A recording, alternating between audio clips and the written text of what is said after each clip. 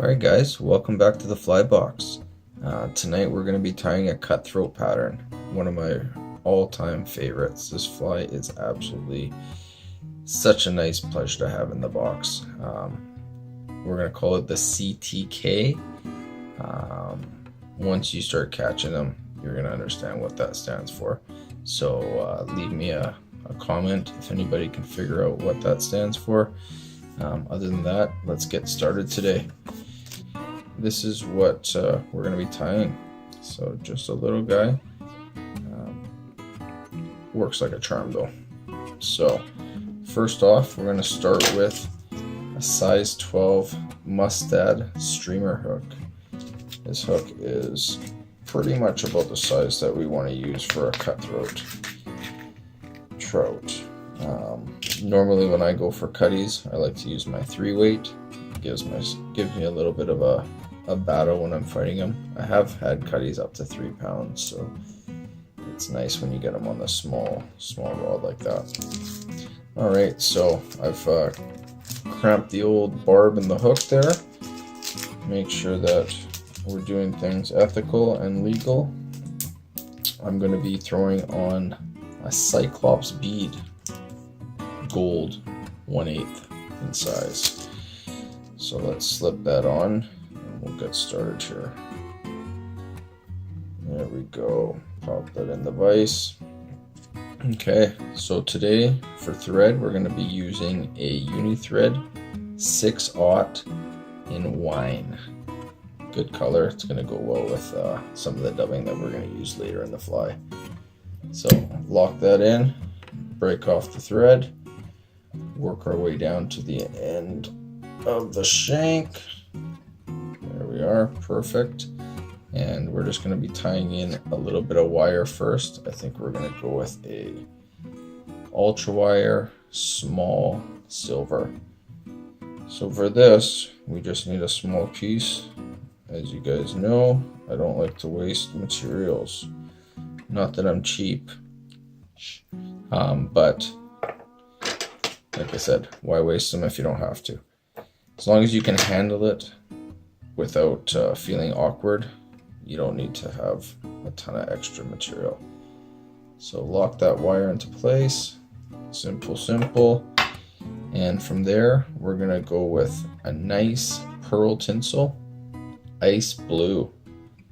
This stuff is pretty cool. It's not totally translucent, but you will see a little bit of the color of thread underneath, so it should look pretty cool. Alright, we're just going to rip a little extra off because I seem to have crinkled it a little bit. So cut off what you think you need and tie that in as well. Okay.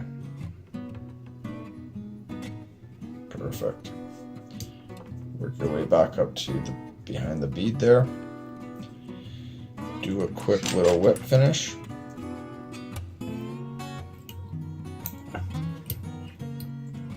And pop that off to the side. There we go. So here we go. I'm going to use our tinsel. We're going to do touching turns all the way up to behind the bead.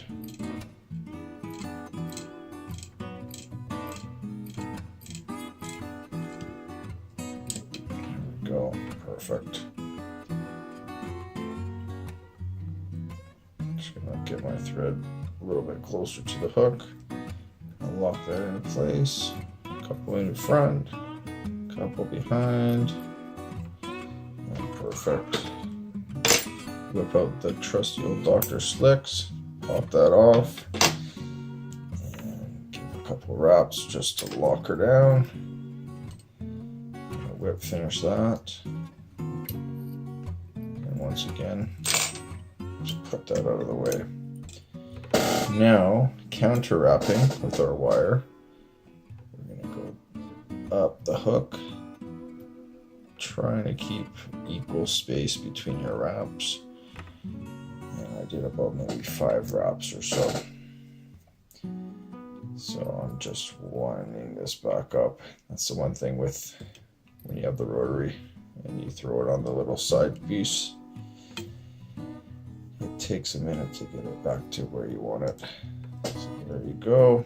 Get that wire all locked in. Helicopter that. Breaks right off like a charm.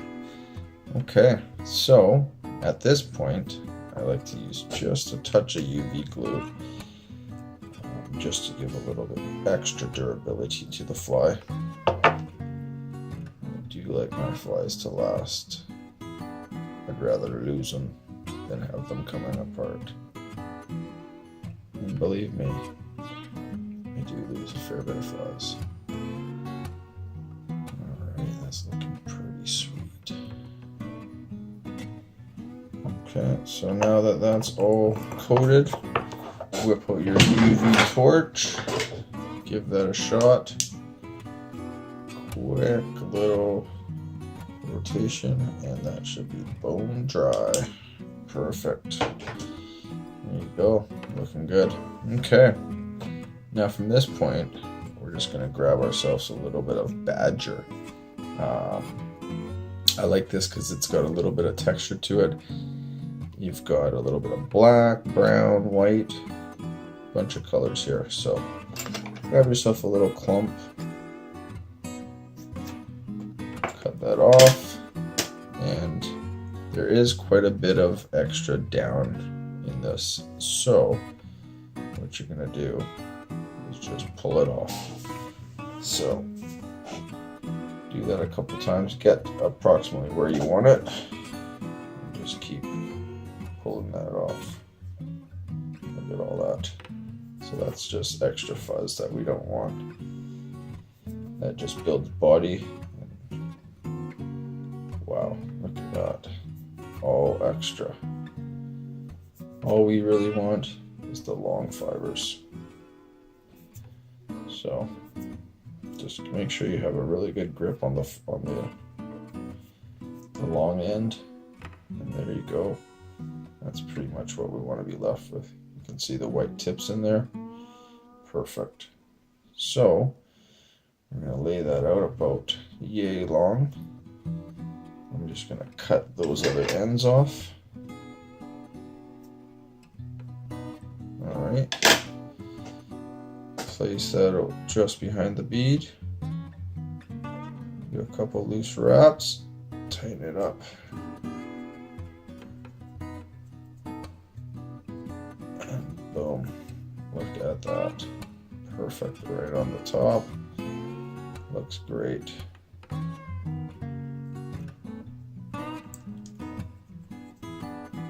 Alright, so that's that. And from this point, we're just going to grab ourselves a little bit of crinkle mirror flash. I do have a little piece cut off, I think. Yes, I do. So here we are. This stuff is awesome. Looks great. Kind of going to use it for our lateral lines. So I'm going to take one piece, cut in half, and tie her in. So go a little bit longer than the badger hair. Wrap that into place. Find out where you like it. And lock her down. Perfect. Now just fold that over to the other side. And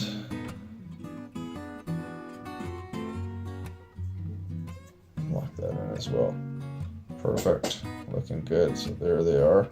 A little bit longer than we want right now. So we're just going to grab everything, come back, just past the last fibers, give it a little snip. Alright, we're almost done, guys. So at this point, because we are going to be putting some dubbing, I just put one little dab of our UV cure. Boom. That's just going to give me a peace of mind. None of that's going to come apart. Give that a quick blast. And locked into place for good. Dry. Love it. Absolutely love the UV. makes life so simple. Okay, so for our last step, seal for dubbing in blood red. Okay, so we're just gonna grab a small pinch of this. We don't want it too heavy. I like to just pick at it, just grabbing a few fibers at a time. That way it's nice and light in there. Even that's probably too much. We'll go with about half of that. So from here, just dub it on, make your little needle. Keep it as sparse and as tight as you can. Okay, let's see how that looks.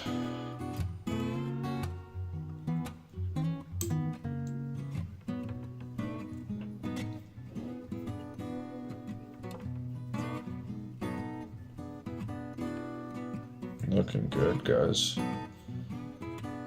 Okay.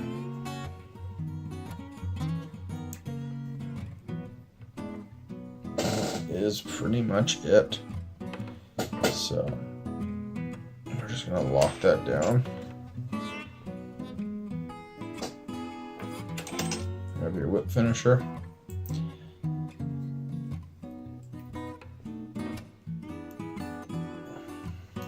Couple wraps. Lock that into place.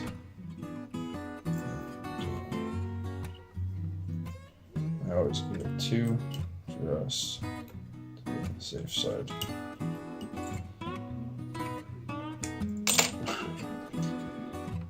Cut that nice and tight, and boom, you are done.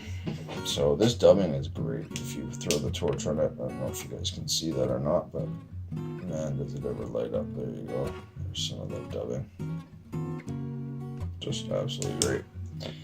So thanks for watching. Tune into the next opportunity to tie a nice fly on the fly box. Thanks, guys.